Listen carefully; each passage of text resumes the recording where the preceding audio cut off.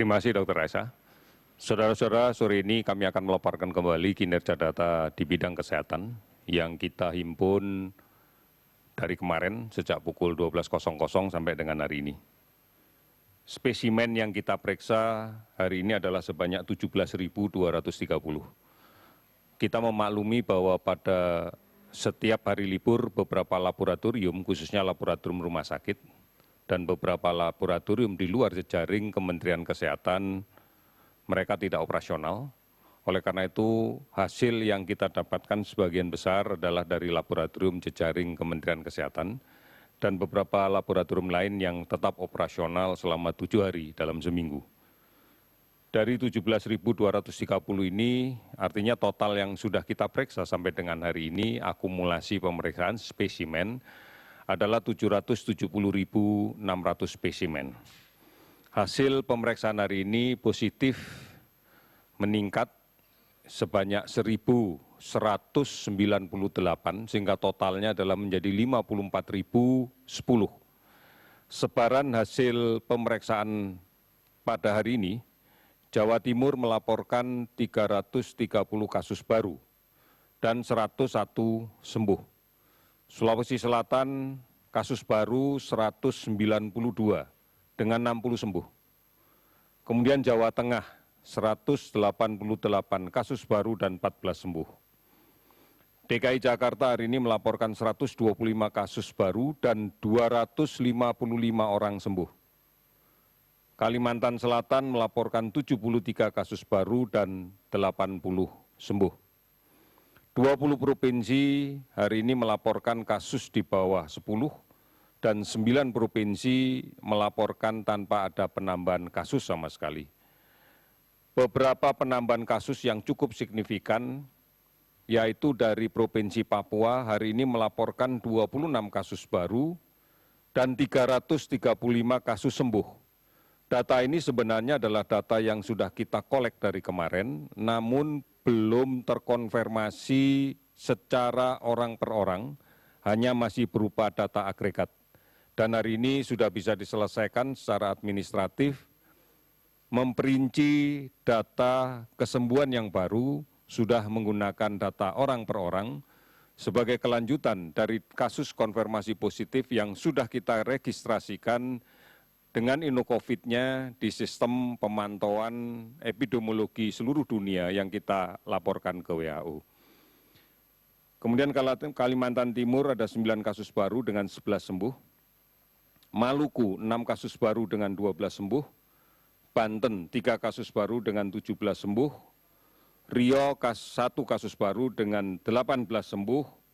Kalimantan Barat tidak ada penambahan kasus, 8 sembuh. Lampung tidak ada penambahan kasus, 7 sembuh.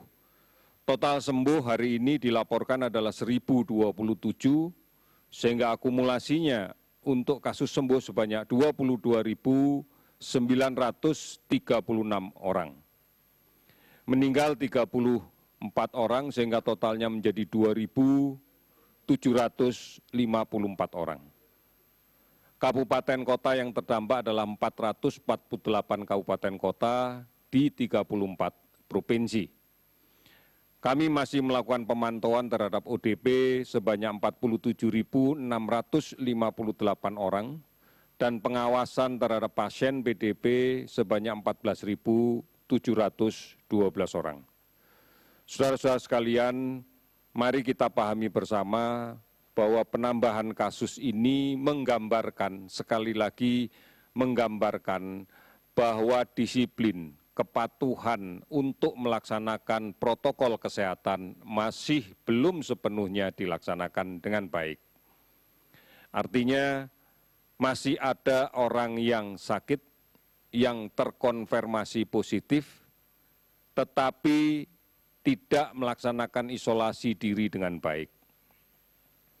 Masih ada kontak tracing dari kasus konfirmasi positif yang kita rawat, belum bisa diperiksa laboratoriumnya dan kemudian belum bisa melaksanakan isolasi dengan baik. Masih ada kelompok yang rentan untuk tertular karena tidak patuh untuk menjaga jarak, tidak menggunakan masker dan tidak rajin mencuci tangan. Saudara-saudara, tempat-tempat yang sangat rawan dan memungkinkan terjadi penularan adalah di tempat di mana orang akan memungkinkan untuk bertemu, berkumpul dengan waktu yang cukup lama.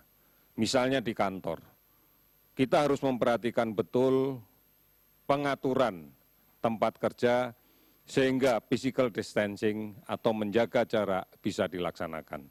Pastikan sekalipun sudah berada di kantor, tetap menggunakan masker dengan benar. Kemudian di pasar, ini adalah satu tempat yang paling rawan untuk terjadinya penularan.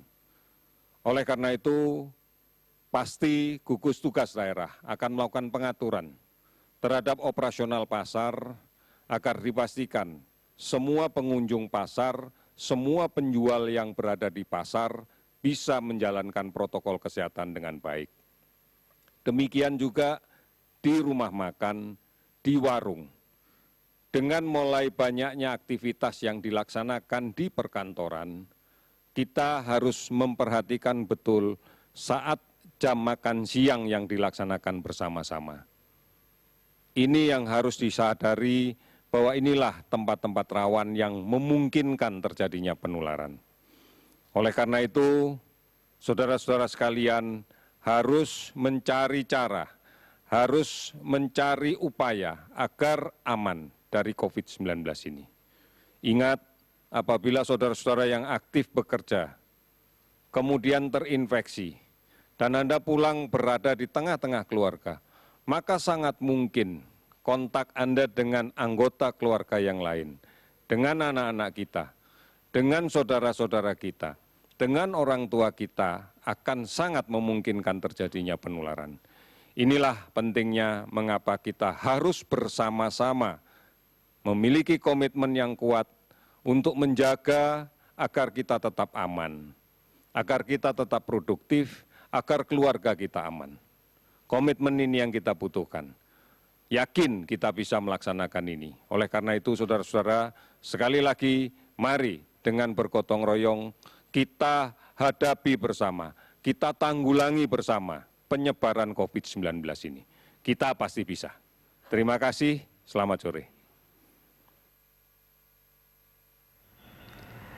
Ya, itu dia beberapa hal yang disampaikan oleh juru bicara penanganan COVID-19 Indonesia Ahmad Yuryanto mengenai penanganan COVID-19 di Indonesia, di mana pemerintah menyarankan agar semua masyarakat tetap menjaga kesehatan, salah satunya melalui olahraga ringan agar tetap bisa mempertahankan imunitas tubuh. Sementara itu untuk update jumlah terpapar COVID-19 di Indonesia, pemirsa, ada yang pertambahannya menjadi 54.010 orang yang positif terpapar COVID-19, sementara itu yang sembuh sejauh ini telah meningkat juga, yaitu sebanyak 22.936 orang.